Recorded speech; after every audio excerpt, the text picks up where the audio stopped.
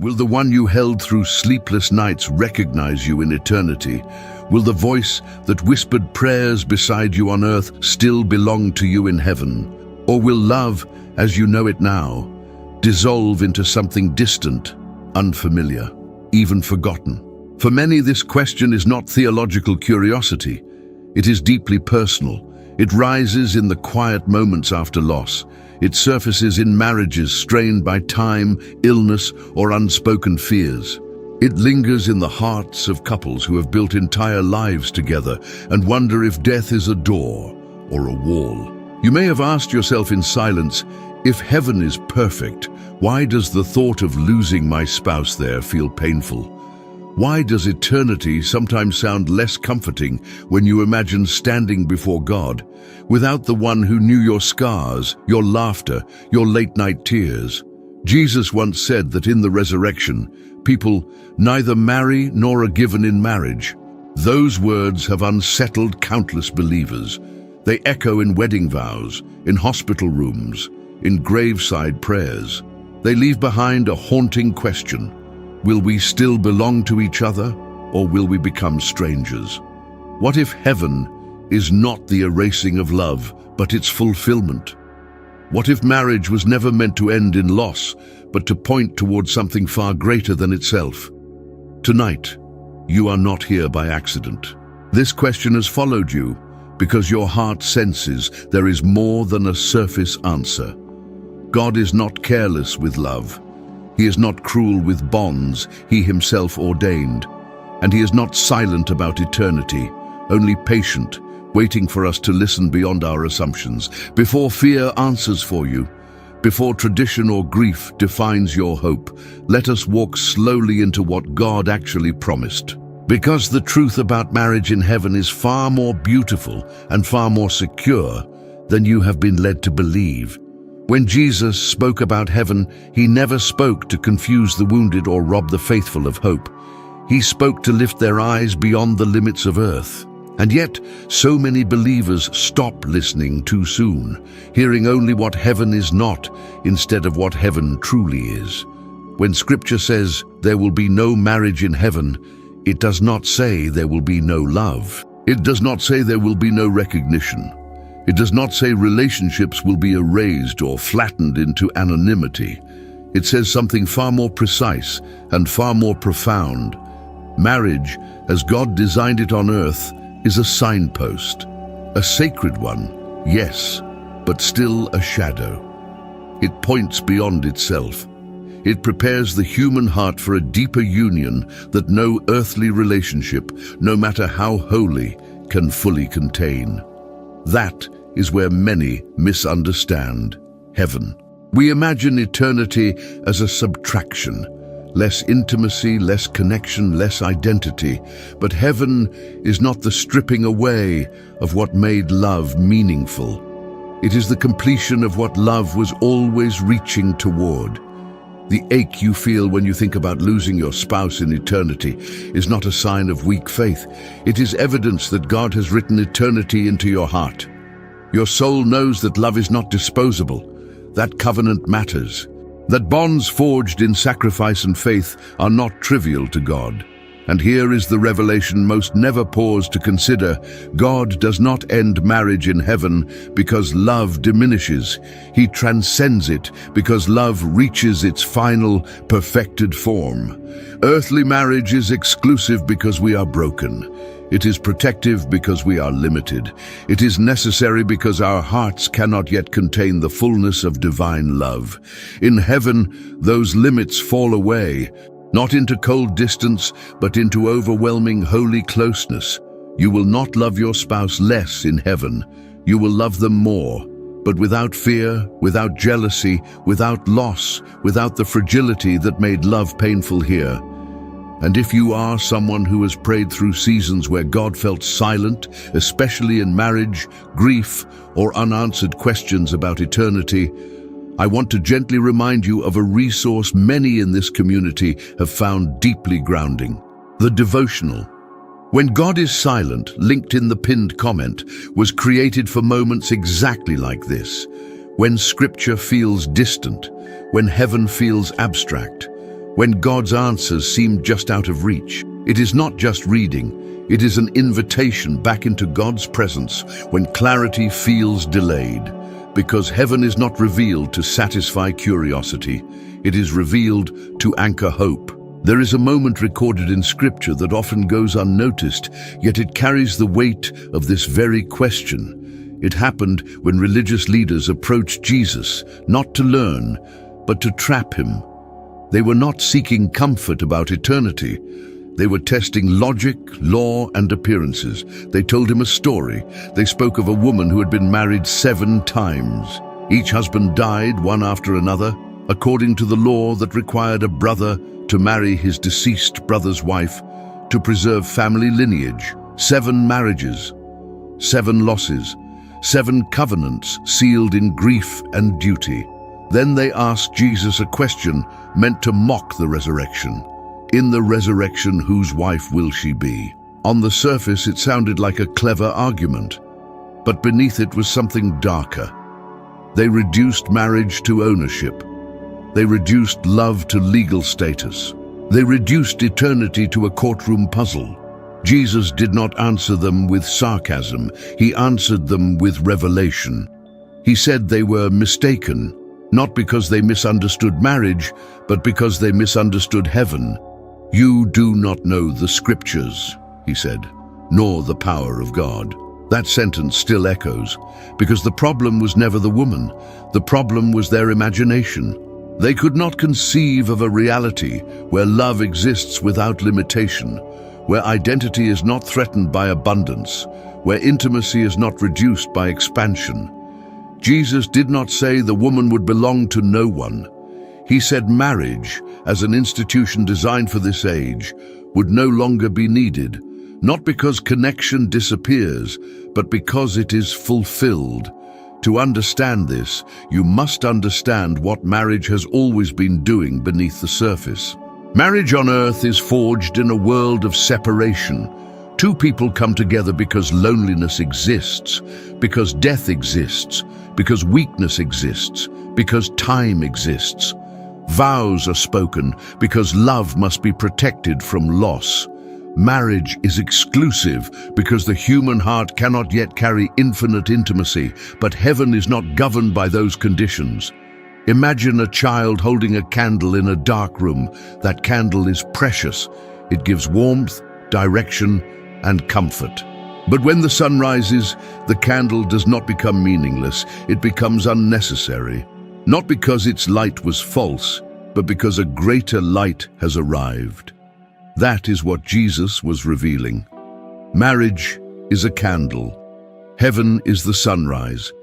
And here is where fear often interrupts faith.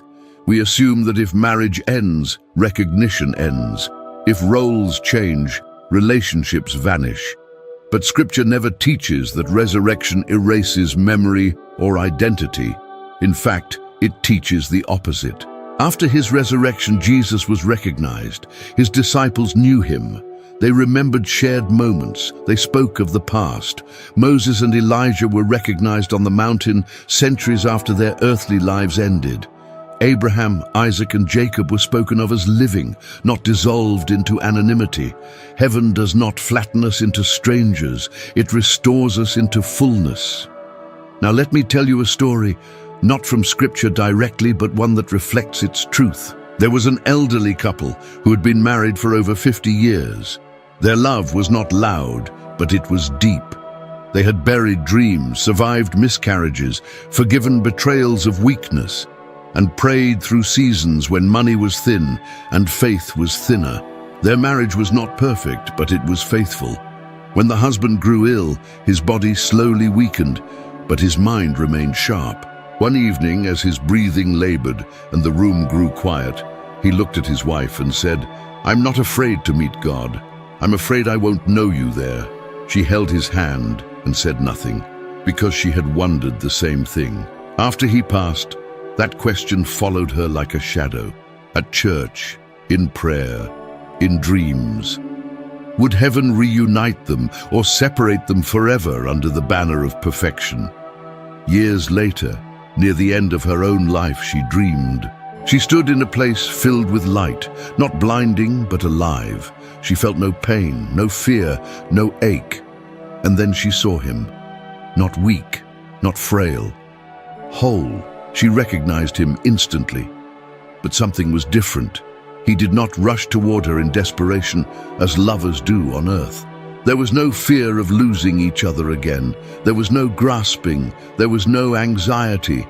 There was only joy, pure, unthreatened, overflowing joy. They embraced, not because they needed to hold on, but because love had room to breathe. And then she realized something that startled her. She loved him more than she ever had, but she was not afraid of loving others too.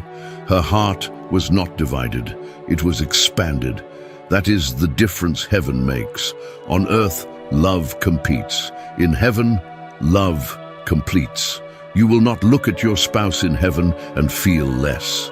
You will look at them and finally see them without the distortions of fear, insecurity, unmet expectations, or loss. You will know them as God knows them and be known without defense. Marriage, as you knew it, will have finished its assignment, but the love that powered it will still be alive, freed from every limitation that once made it fragile. This is why Scripture calls marriage a mystery. It was never the destination. It was rehearsal. And when the curtain lifts on eternity, nothing good is taken away. Everything true is made whole. So no, you will not be strangers. You will be family in a way earth could only hint at. And the love you shared will not be smaller. It will finally be big enough to last forever. When we search the Scriptures carefully, we begin to see a pattern that reshapes how we think about love, memory, and identity beyond death. The Bible never describes heaven as a place of emotional erasure. It describes it as restoration, of sight, of truth, of relationship. Jesus said that God is not the God of the dead, but of the living.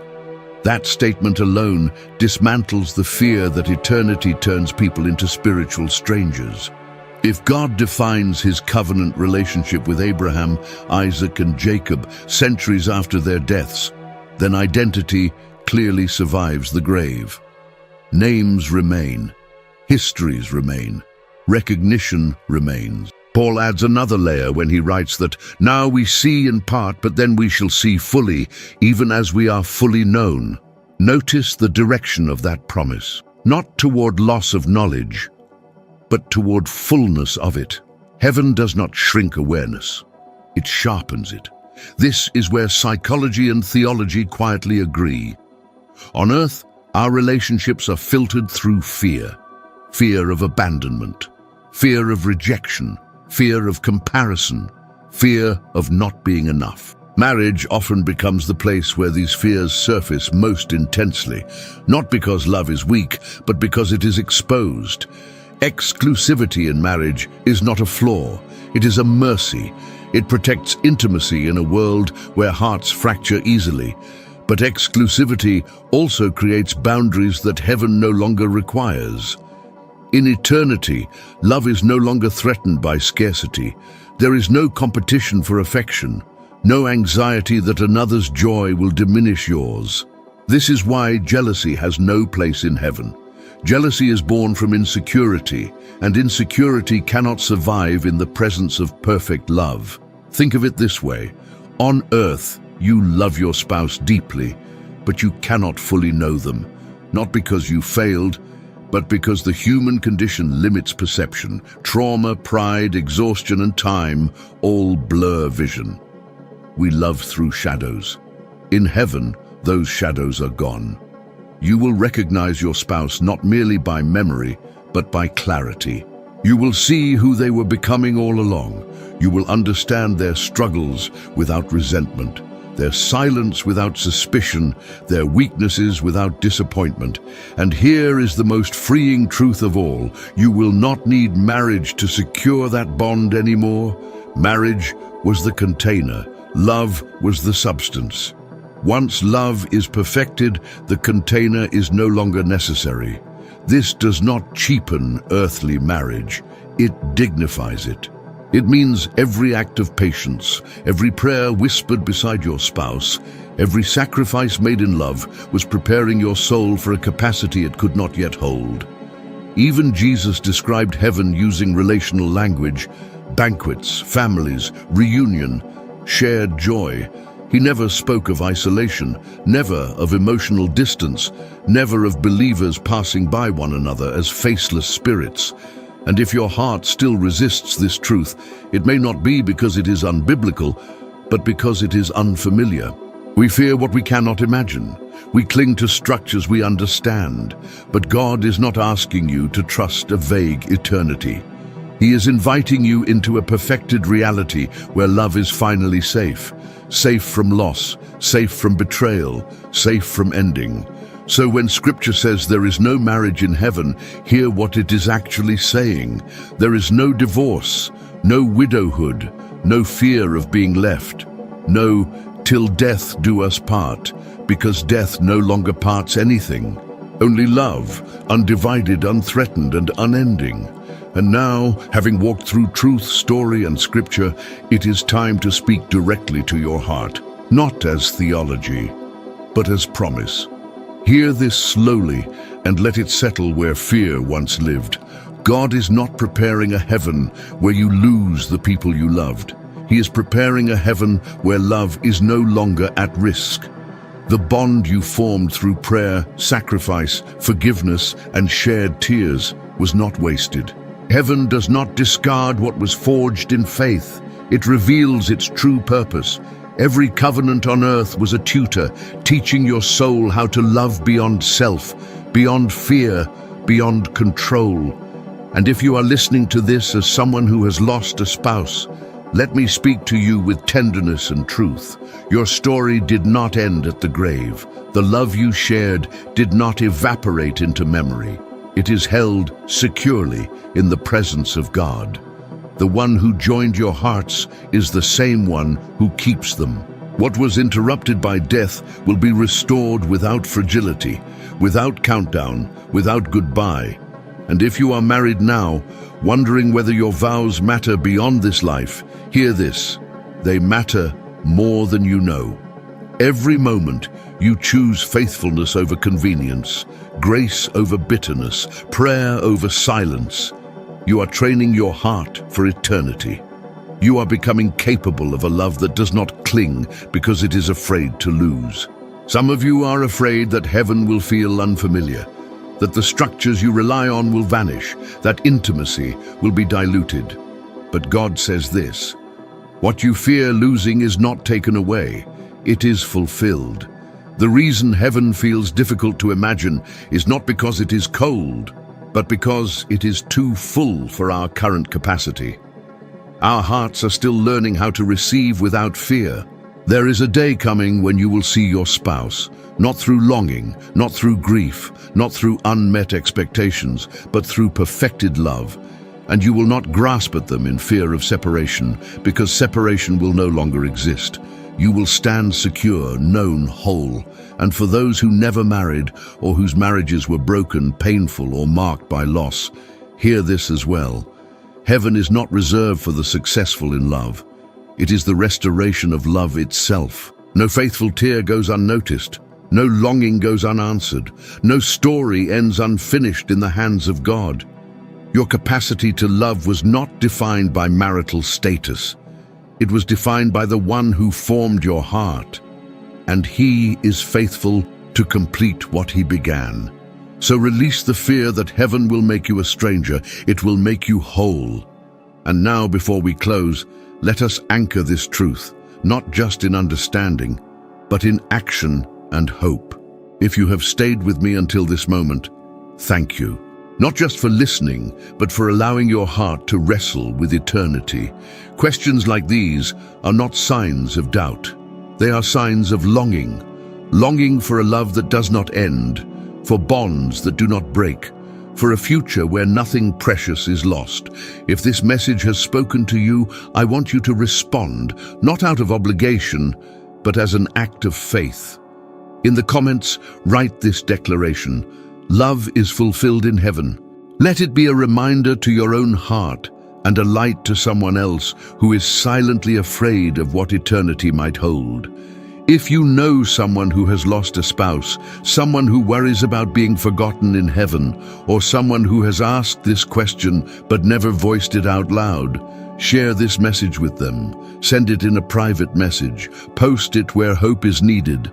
Love grows when it is given away. If this teaching strengthened you, take a moment to like this video, not for the platform, but as a declaration that your hope is anchored beyond this life. And if you have not yet subscribed, consider doing so now. This space exists to walk together through questions of faith, eternity, and the presence of God, step by step, truth by truth. You can also hype this video if that option is available to you. It helps this message reach hearts that are searching late at night, quietly wondering if love really lasts forever. For those who feel called to go deeper, you are invited to become a member of this community. Members receive special teachings, early access, and deeper reflections designed to strengthen faith when life feels heavy. And if you would like to support this work directly, Super Thanks is available. Every gift helps continue sharing messages of hope, clarity, and eternal truth with those who need it most. And finally, if you find yourself in a season where God feels distant, where answers come slowly, remember the devotional When God is Silent linked in the pinned comment. It was created for moments just like these, when faith must be held even before clarity arrives. Thank you for walking this journey of truth and hope with me. Keep walking with God.